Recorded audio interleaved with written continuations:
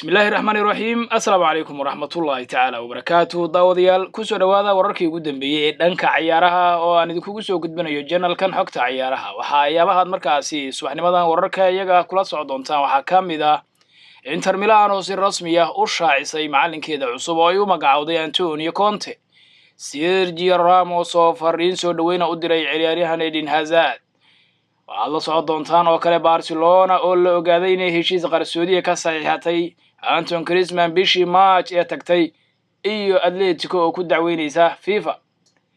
Chelsea oo maanta kulan la qaadanaysa macalinkeeda Mauricio Sarri si ay uga wada xaajoodaan mustaqbalka macalinkaasi xilli Juventus lala xiriirinayo Liverpool maamulkeeda sare waxa uu iska diiday in uu kooxda ka iibinayo maalqabeeno Carbeed oo dhowr mar soo laablaabtay qodobadaas iyo kuwa kale ayaan idinku hayaa daawadayaal wararka xogta ciyaaraha ee subaxnimo soo dhawaada mar kale daawade fadlan haddii aad ku cusub tahay channelkan subscribe noo saar kadibna share sidee xogaha aan ku soo gudbinana fadlan comment ka bixi haddii aan ku bilaabo kooxda Inter Milan ayaa si rasmi ah ugu dhawaaqday macalinkeeda cusub ee kooxda kadib markii Spalletti shaqada laga celiyay maalinimadii shalay waxaana ay Inter Milan macalinkeeda cusub u magacaabatay macalin Antonio Conte macalinkii hore cajuusta Talyaaniga iyo kooxda Chelsea ee haatan muddooyinkii ugu dambeeyay shaqalaanta ku ahaa gudaha dalka Talyaaniga kooxda kubadda cagta ee Inter Milan ayaa si rasmi ah u magacawday macalin Antonio Conte inuu shaqada ka bedelo macalin Spalletti kadib sanad uu shaqo la'aan ahaa ayaa uu go'aansaday markaas inuu ku biiro kooxda Inter Milan si uu u noqdo bedelka macalinkii hore ee shaqada laga eriyay Luciano Spalletti Inter Milan ayaa xilli ciyaareedka dhamaaday 2018-2019 ku dhameysatay kaalinta afraad ee dhanka kala sareynta horyaalka Serie A dalka Talyaaniga iyagoo xaqiijiyay ka qaybgalkooda tartanka UEFA Champions League ee xilli ciyaareedka soo socda Nerazzurri ayaa ku dhawaaqday Khamiistii inay shaqada ka ceeriyeen Luciano Spalletti waxaana bedelkiisa ay si rasmi ah u magacaabeen isla xalayba macalinkii hore ee Chelsea Antonio Conte Antonio ayaa ka hadlay dareenkiisa kadib magacaabistiisa markii si rasmi ah loogu dhawaaqay waxaana uu yiri waa baal cusub oo mustaqbalkayga ah aad ayaan ugu faraxsanahay inaan bilaabo shaqadayda cusub waxaan doortay koox leh hami weyn iyo sidoo kale mashruuc habaysan dhinaca kale madaxweynaha kooxda Inter Milan Jean lagu magacaabo ayaa ka hadlay dareenkiisa wuxuuna yiri waxaan qabaa in Antonio Conte uu ka mid yahay tababarayaasha ugu fiican adduunka waana caawin doonaa inta macquul ah si ay mar kale Inter u noqoto kooxda ugu fiican adduunka waxa sida yiri madaxweynaha kooxda Inter Milan kabtanka kooxda Real Madrid ee Sergio Ramos ayaa fariin soo dhaweyn u diray xidiga Chelsea ee Eden Hazard ee lagu wado in maalmaha soo aadan uu ku biiro kooxda Real Madrid Sergio Ramos kabtanka kooxda Real ayaa xaqiijiyay in uu dalab ka helay dalka China isaga qudhiisu oo cadeeyay markaa inuu doonayo inuu sii joogo Madrid oo uga fadhiisto kubadda cagta halka balse uusan doonaynin gebi ahaanba in uu ku biiro kooxaha Shiinaha xitaa koox kale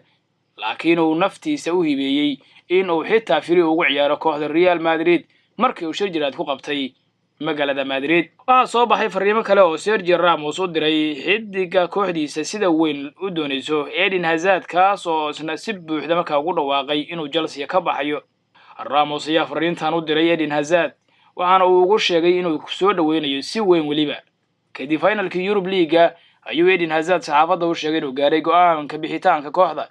ee maamulka kooxdiisa uu la wadaagay laakiin waxa kaliya ee uu sugayay tahay in labada kooxood Real iyo Chelsea ay heshiis gaaraan Sergio Ramos ayaa u rajeynaya Eden Hazard inuu Real Madrid kula soo biiro wuxuuna sheegay inuu wax badan Hazard ku soo kordhin karo kooxdiisa cusub ee Real Ramos kabtanka dilaaga ah ee Real Madrid ayaa waxa uu ka yiri arinta Eden Hazard Eden waa ciyaartoy sare oo tayo badan leh kaas oo anaga wax badan na siin kara hadii uu nagu soo biiro waxaan rajeynayaa inuu isagu yimaado halkan Real isla markaana wax badan uu nagu soo kordhin doono waa ciyaaryahan wax badan ka bedeli doona Real Madrid wareersan xilli ciyaareedkan aad baan u jecelnahay inuu nagu soo biiro waana soo dhaweynaynaa ayuu yiri kabtanka Real Madrid wararkii ugu dambeeyayna waxay sheegayaan Real haatan in 120 milyan oo euro ay ka bixi doonto heshiiska Eden Hazard isla markaana uu saxiixi doono qandaraas waqti dheer ah oo sanadkii ku qaadanayo 18 milyan oo euro isla waliba gunnooyin dheeraad ah ayaa u sii dheer si kastaba Eden ayaa hadda sugaya in gacmaha ay isgeliyaan maamulada kooxaha Chelsea iyo Real Madrid si riyadiisa Madrid iyo macallin Zidane ka hoos ciyaaridiisu ay ugu rumowdo xagaaga dambe.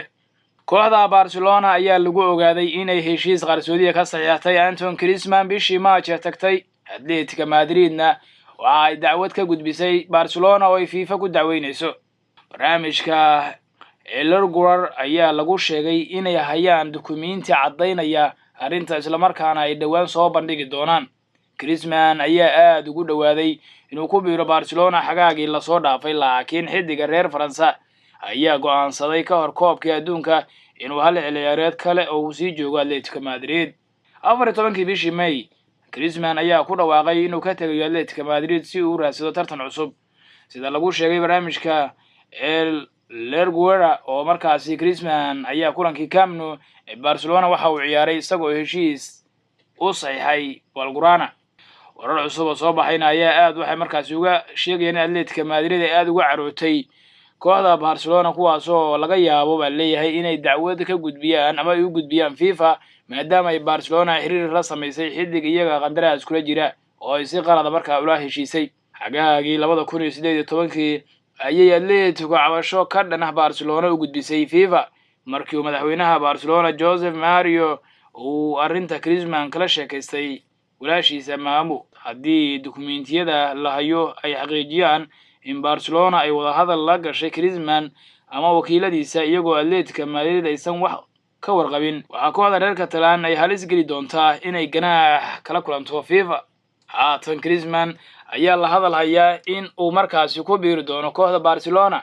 inkastoo wararka qaar soo baxaya ay sheegayaan in Barcelona haatan aysan doonayn Antoine Griezmann, laakiin bedelkiisa ay ka doonayaan PSG inay ka soo ceshtaan Neymar Jr. kooxda Chelsea iyo tababare Sarri ayaa maanta la filayaa inay wada hadal qaataan. kulankoodana waxaa markaasi diiradda lagu saari doonaa sidii looga shaqayn lahaa xilli ciyaareedka soo socda in macallin Sarri uu kooxda sii joogo in kale. Sarri oo koobkiisa ugu horeeyay Chelsea la qaaday habeen hore kadib sanado uu koob la'aan ahaa ayaa waxaa markaasi looga gacan haatinayaa dhanka iyo dalkiisa Juventus ayaana lagu wadaa in uu macallin u noqdo Massimiliano Allegri ka bedelo booska. Juventus ayaa la aaminsan yahay markaasi in Sarri oo 60 sano jir ah ay diyaar u la tahay inay u soo bandhigaan heshiis 3 sanadood ah oo sanadkii qandaraas ahaan ku qaadanayo 6.2 milyan,